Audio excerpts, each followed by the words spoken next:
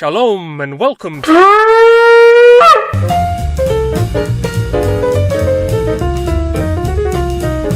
This is the Middle East, and here's Israel. Now let's go, shall we? Israel's history is exceptionally ancient, with the semi-nomadic Natufian culture boasting the oldest evidence of beer making in the world. Good to know early humans had their priorities right. The years passed, and one of the world's oldest cities was constructed, Jericho. During the Bronze Age, we spy the rise of a Semitic-speaking city-dwelling people called the Canaanites, and the land came to be known as Canaan. These Canaanites were very likely among the Hyksos folk, who gained control over northern Egypt in the 1600s BC. Ruling till they were expelled by Ahmose I around a century later. Meanwhile, we observe another people group in the land of Canaan, whose first mention is on the Egyptian Merneptah stele of the 1200s BC, a humble tribal confederation of shepherds called Israel. The Israelites, also known as Hebrews, were unique among all the nations around them in that they did not worship an extensive pantheon of deities, but rather one god, and while their neighbors built grandiose monuments of brick and stone, Israel's glory was in words. The Hebrew Bible would change the world in the way an obelisk never could, by inspiring the mind and soul with thoughts that have gripped and shaken the hearts of billions up to this very day. The Hebrew Bible is called the Tanakh, and the first 5 books of it are called the Torah. It recounts how Abraham was called by God to travel from his home in Ur to the land of Canaan, which was promised to him and his descendants forever. This divinely sanctioned real estate deal was repeated to Abraham's son Isaac, and to his son Jacob, who was renamed Israel. Jacob had 12 sons, whose families became the 12 tribes of Israel. After centuries of servitude in Egypt,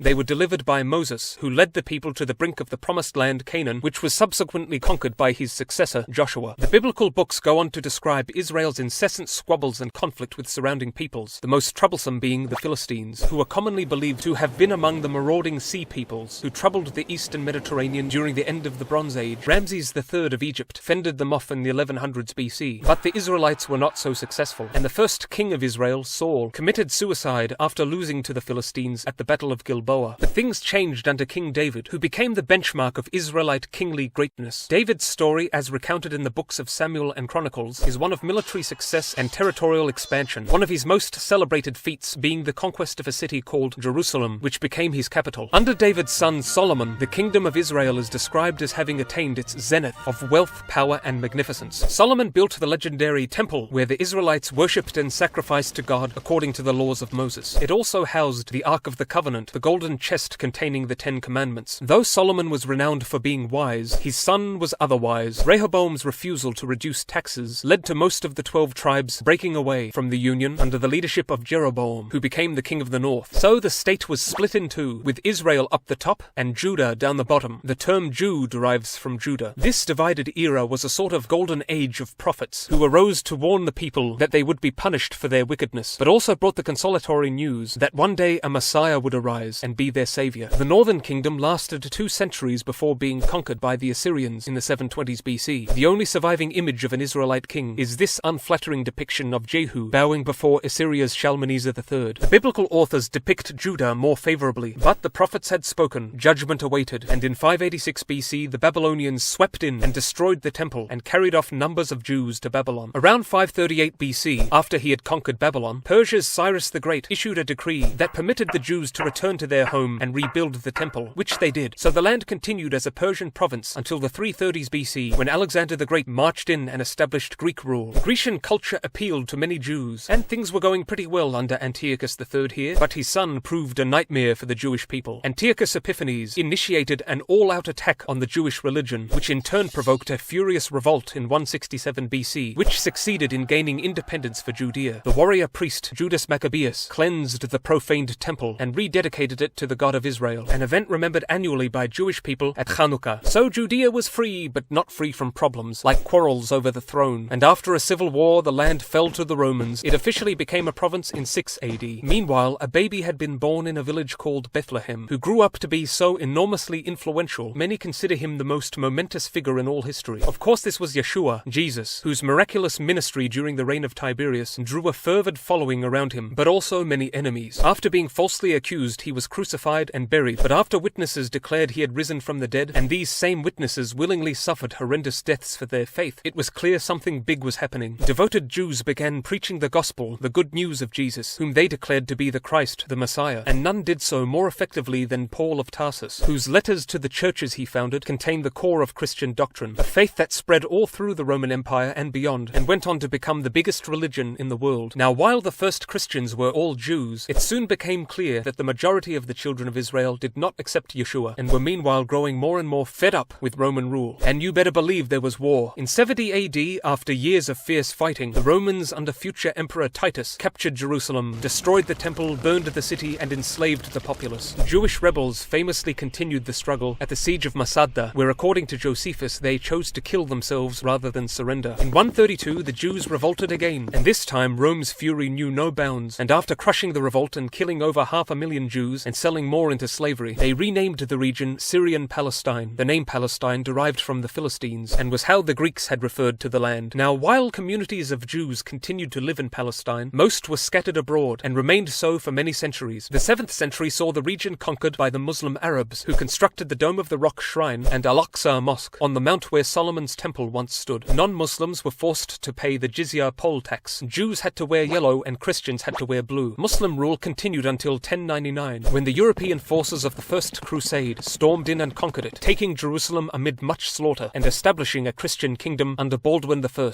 88 years later, the Sultan of Egypt, Saladin, re-established Muslim rule, instigating the Third Crusade, which ended with a truce. In 1244, Jerusalem was destroyed by the Turkic clan ruling Persia, and then the Mongols invaded before the Mamluk sultans of Egypt returned, who reigned until 1517, when the Ottoman Turks took over. Under the Ottomans, Palestine enjoyed some prosperity until the 1600s. The Arab ruler Zahir al-Omar carved out a Palestinian sheikhdom, which he defended and enriched before being killed by the Ottomans in 1775. The next governor succeeded with British aid in repelling Napoleon at Accra. As the 19th century progressed, a movement called Zionism was born in Europe that sought the creation of a Jewish state in Palestine. Boats of Jewish immigrants began arriving, and the resurrection of the ancient Hebrew language began. During World War I, the Arabs helped the British against the Turks, and it seemed clear that Arab independence would be assured. But all Arabian faces fell when it was revealed the British had no intention of granting the Arabs sovereignty, and instead planned to partition the Near East between themselves and France. Those same Arabian faces reddened in rage after the Balfour Declaration publicly declared Britain's support for a Jewish state in Palestine. After the war, the British governed the land, and the Palestinian Arabs, dreading the prospect of being subjects in a Jewish state, began rioting and killing Jews. So the Jews formed a paramilitary to defend themselves. The 1920s and 30s saw hundreds of thousands of Jews arriving from Europe, many of them frightened by the rise of Hitler. The Palestinians ignited a ferocious revolt, which saw thousands of Palestinians killed, and regional tenseness intensified. The British restricted Jewish immigration to appease the Arabs, but this only enraged the militant Zionists, who began killing Arabs. The Jewish desire for a nation redoubled when reports surfaced after World War II of millions of Jews butchered by the Nazis in Europe. Murderous Zionist attacks against the British ensued, and everything was a disastrous, tangled mess. In 1947, the UN called for Palestine to be divided, with a state for the Jews and a state for the Arabs, with Jerusalem to be a neutral international zone. The Jews said yes, the Arabs said no. To resolve this, the two sides sat down over a nice cup of tea, and no, of course they didn't. War is what happened, a hard-fought struggle that saw Jewish victory and a mass Palestinian exodus out of the land. On the 14th of May 1948, the head of the Jewish agency, David Ben-Gurion, announced the establishment of the State of Israel, himself becoming Prime Minister. The Arabs of surrounding nations were as outraged as the Palestinians, and the very next day, Syria, Egypt, Iraq, and the Transjordan invaded. And it was war again, and Israel won again, conquering more land in the process, while Egypt took the Gaza Strip and Jordan took the West Bank, including East Jerusalem. Multitudes of Jews worldwide began moving into the newborn nation, and the economy was in shambles, though things improved after Germany sent reparation money. In 1967, Egypt began mobilizing troops on the Israeli border, but what followed, no one saw coming. With astonishing efficiency, Israel struck first, and in 6 days, utterly thrashed the Egyptian, Syrian, and Jordanian militaries, conquering Sinai, Gaza, the West Bank, and Golan Heights. Israel's swift victory left the humiliated Arab world shocked and livid. Palestinians escalated attacks against Israelis, leading to Israel bombing PLO HQs. But on Judaism's most holy day in 1973, Egypt and Syria initiated a surprise attack, and it was war again. Israel scrambled to counter the Egyptian offensive, and ended up triumphant once more. The late 1970s saw Israel and Egypt make peace, Israel giving back Sinai, but the Palestinians continued their attack attacks on Israelis, including one that left multiple children dead, which prompted Israel to attack their bases in South Lebanon. All of this solved nothing, and the hostilities continued. 1987 saw a fiery Palestinian uprising against Israel's occupation of Gaza and the West Bank, which is where most Palestinians lived, alongside accumulated Palestinian grievances of mistreatment by Israelis. The UN agreed and condemned Israel for excessive use of force. The Oslo Accords granted Palestinians partial governing authority in the West Bank and Gaza. These concessions saw Prime Minister Yitzhak Rabin assassinated by a nationalist Jew. Both sides failed to come to an agreement at the Camp David summit, and after Israel's Ariel Sharon dared to visit the Temple Mount, the Palestinians erupted in revolt again. Palestinian rockets and suicide bombers, and Israeli tanks and attack helicopters, and thousands of deaths. In 2005, Israel withdrew from Gaza, effectively giving the Palestinians control of the Strip. Then there was war with Lebanon that ended in stalemate. Meanwhile, the militant Palestinian nationalist organization Hamas had taken power in Gaza, leading Israel to tightly restrict access to and from the area. Palestinians fired rockets into Israel, and Israel responded with fire of its own. And who would have guessed it? Another war! Israel won again, with few casualties compared to over 1,000 Palestinian deaths. After Hamas members kidnapped and killed 3 Israeli teenagers, IDF forces began a hunt for those responsible, leading to more Hamas rocket fire, leading to, I won't even give you one guess, war! By this time, Israel, a world leader in military technology and innovation, had unveiled its Iron Dome defense system, which intercepts and destroys enemy rockets. The US formally recognized Jerusalem as Israel's capital, and Israel improved relations with Arab League nations. But Israel's story is far from over, and right now it enjoys a very high level of human development and an advanced economy and high quality of life. But what awaits Israel in the years ahead? Comment below, but for now, bye-bye!